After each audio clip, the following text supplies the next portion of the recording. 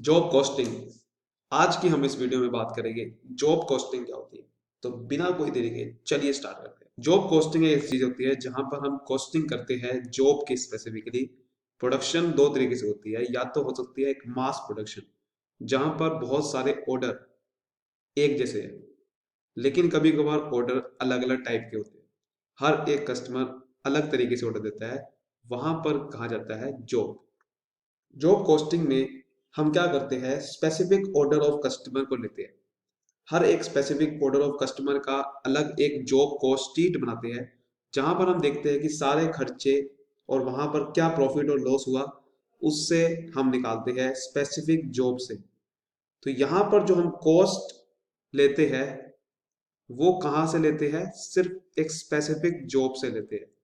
अगर हम एक सारे प्रोडक्ट एक जैसे एक ही कस्टमर के लिए बना सकते हैं, सब कस्टमर एक ही प्रोडक्ट डिमांड कर रहे हैं, तो वहां पर जो हमारा कॉस्ट लगाते हैं वो हम यूनिट कॉस्ट लगाते हैं, कि एक पीस के हिसाब से कॉस्ट लगाते हैं। पर यहाँ पर हम कॉस्ट कैसे लगाएंगे, एक जॉब के हिसाब से।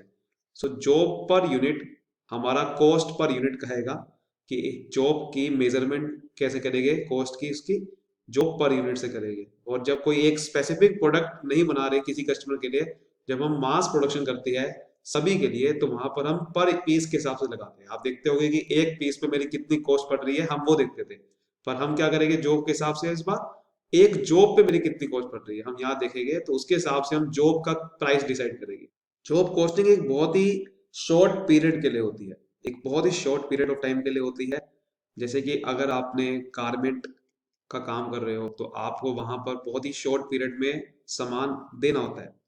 ऐसे ही कोई म्यूजिकल इंस्ट्रूमेंट कोई बनाता है, वहां पर जॉब कॉस्टिंग होती है। कोई मशीन टूल्स बना रहा है, वहां पर जॉब कॉस्टिंग होती है। बहुत ही शॉर्ट पीरियड की होती है और बहुत ही छोटी मनी के लिए होती है। वहां पर मनी भी बहुत ही कम लगती है, बहुत ही स्मॉल अमाउंट की होती है।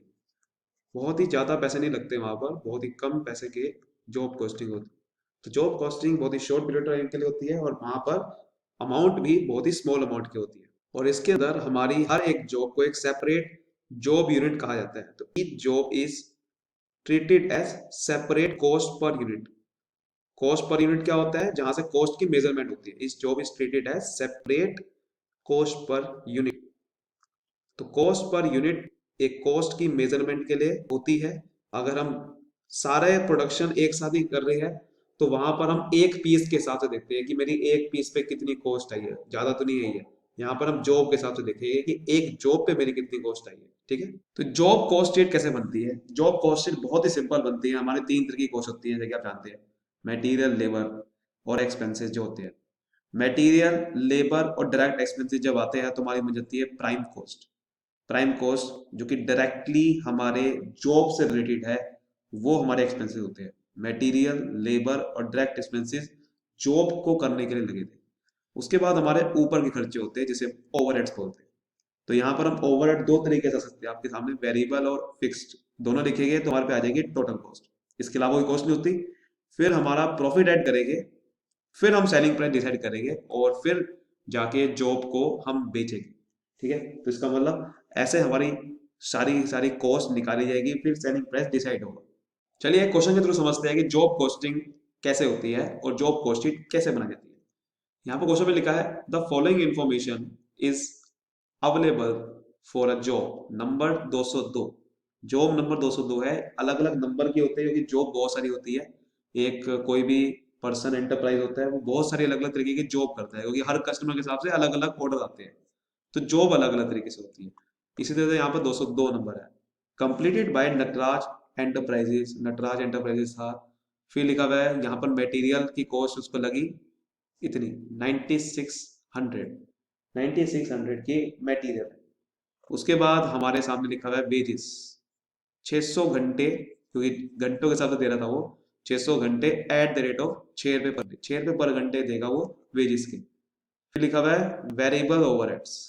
वेरिएबल ओवरहेड दे रखे हैं कि 4 रुपीज पर घंटे के हिसाब से, फॉर 300 घंटे। 300 घंटे काम किया तो उसके 4 रुपए पर घंटे के हिसाब से वेरिएबल ओवरहेड आते हैं। प्रॉफिट हुआ 20% ऑन सेलिंग प्राइस। और हमें बनाना है इसका जॉब कॉस्ट शीट। चलिए बनाते हैं। तो ये है हमारा जॉब कॉस्ट शीट का format. Job cost sheet, job number लिखना जरूरी है कि कौन सी जॉब हम बना रहे हैं, जॉब नंबर क्या है हमारा। और फिर हम यहाँ पर अब लिखेंगे। सबसे पहले हमारा खर्चा होता है, सबसे पहले हमें लिखना है मटेरियल। पहला हमारा मटेरियल का ही खर्चा होता है। तो मटेरियल क्या क्या यूज हुआ उस जॉब को करने के लिए, तो यहाँ पर हम लिखेंगे मटेरियल। ठीक है, मटेरियल्स क्या है? मटेरियल्स हमारे हमारे गिवन थे, याद करो 9600 के गिवन थे। तो हमने यहाँ लिख दिया क्योंकि ऊपर लिखे हुए थे 9600। फिर हम यहाँ लिखेंगे वेजिस, जिसको हम लेबर भी बोल सकते हैं। ठीक है, लेबर या फिर वेजेस। लेबर कैसे निकालेंगे? लेबर निकालेंगे आपका, देखो लिखा हुआ था 600 घंटे अगर कोई काम करेगा तो 6 रुपए पर घंटे के हिसाब से उसको लेबर मिलेगी। तो 600 घंटे अगर काम किया है, इसका मतलब तभी तो काम किया है, तभी तो 6 रुपए पर घंटे हिसाब से मिला है। तो 6 घंटे मल्टीप्लाई कर देंगे, यानी कि 3600 रुपये। 3600 रुपये हमने वेजेस दी होगी। 600 घंटे काम किया, 6 रुपए पर घंटे के हिसाब से वेजेस दी, तो 3600 रुपये दे दिया।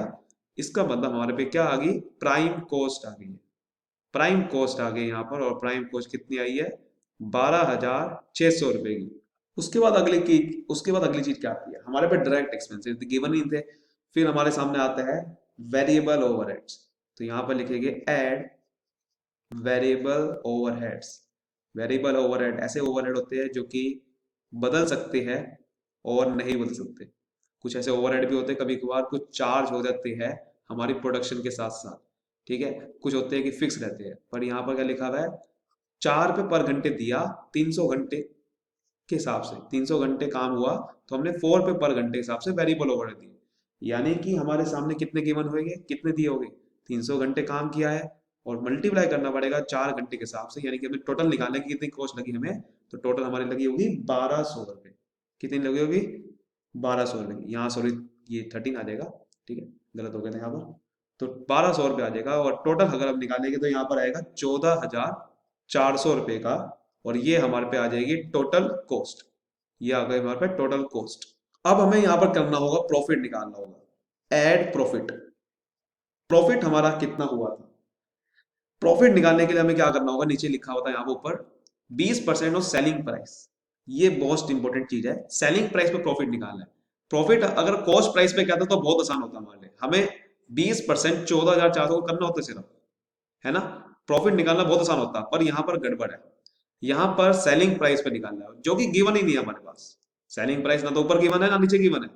तो उसका हमें वर्किंग नोट बनाना पड़ेगा। यहाँ पर आपको समझना पड़ेगा कि कैलकुलेशन ऑफ प्रॉफिट, प्रॉफिट कैसे निकालना है ये आपको समझना है। सेलिंग प्राइस आपके सामने गिवन नहीं है तो कैसे निकालेंगे? बहुत सिंपल है। सपोज करते हैं, let assume selling price, let assume selling price be 100। आप मान लो कि सेलिंग प्राइस 100 रुपये, मान लो, मानने में क्या दिक्कत है? अगर सेलिंग प्राइस 100 रुपये है तो प्रॉफिट आपको कितना होगा? क्योंकि प्रॉफिट 20% है सेलिंग प्राइस का। तो 100 रुपये अगर है सेलिंग प्राइस तो सीओ का 20% कितना होता है? 20 होता है।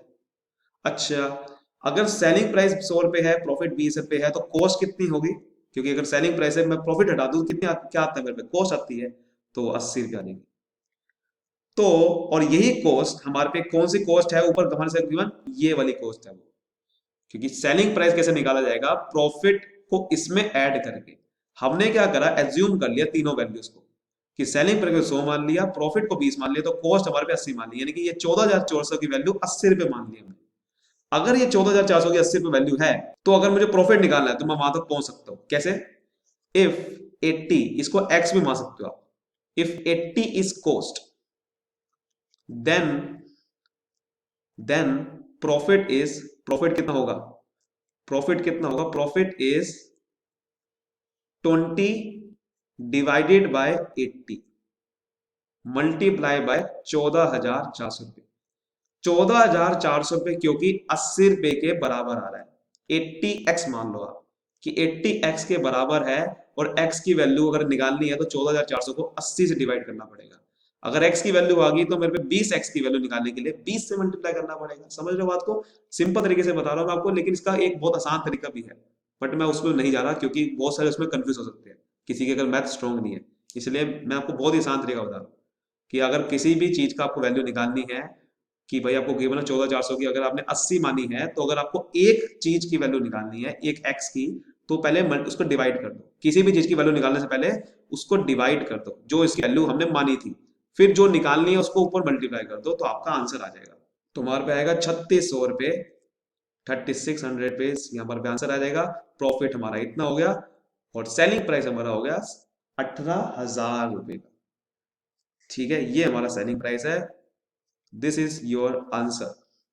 आई होप आज की वीडियो में आपको अच्छे समझ में आया होगा कि जॉब पोस्टिंग का इंट्रोडक्शन थी। ऐसी ही और भी वीडियोस आती रहेगी, अगर आप बस कमेंट कर देना। आपके कमेंट अगर आप करोगे कौन कौन सी आप और वीडियोस चाहते हो तो आपके लिए वीडियोस हाजिर होगी। मिलते हैं अगली वीडियो, तब तक के लिए बाय बाय, थैंक यू।